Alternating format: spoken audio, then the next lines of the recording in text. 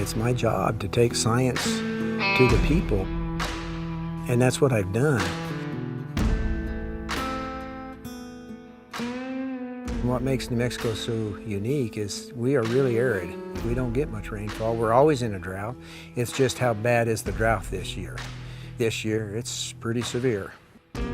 So we always have to manage that way. And it takes a very unique set of cows, and therefore a very special person to be a rancher in this environment. It's a really tough place to acclimate cattle to because of the sparse forage and the lack of water and the distances that they have to travel. I grew up kind of working with a family ranch, and cattle always interested me.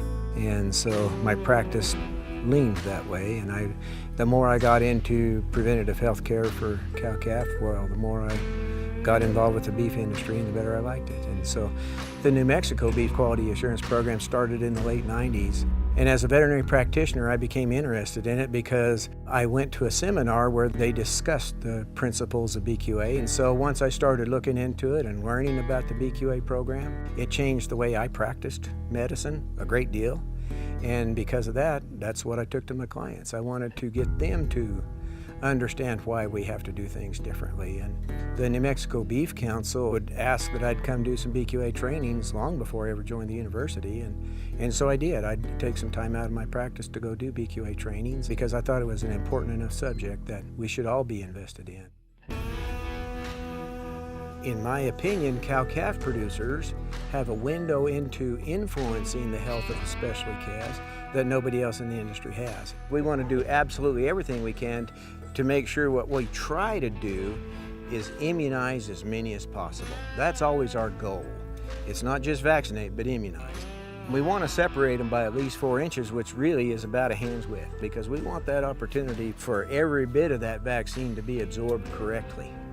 Every time you get together, every time you work cattle, you talk about BQA, you reinforce principles, you enhance the educational efforts every chance you get. Herd health, I think, has been one of the greatest improvements we've seen. We've adopted practices that enhance the immune system development of our cattle. So I have ranches that will wean several thousand calves and never purchase a bottle of antibiotics because they just don't have sick calves.